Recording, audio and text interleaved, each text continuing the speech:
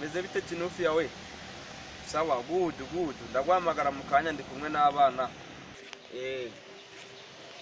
Good. Ubu ndi kumwe n'abana mvuye hano muri hoteli. Ndabona umushoferi wanjye ataraza ariko zari ziryoshye. Ewa. Ndahita nkohereza views nk'igihumbi ku kantu ndi buguye. Nawe ushyireho comment. Okay, good. Reka nanjye kureba umusheri wanjye ubundi. Muri cya kiraro ariko twatwitse shaho. Twamura inzoga twatinze.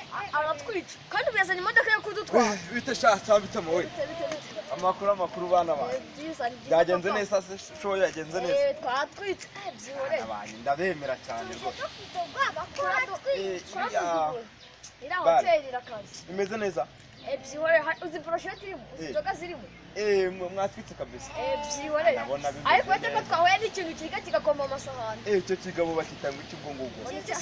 Tajigisoni ndaruzi rwa ruhungu rugira inda nini. Byihore usko nururya.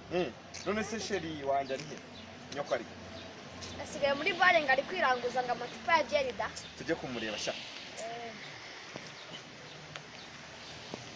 Kiramani. Ngira dutwara wa mugore w'abantu.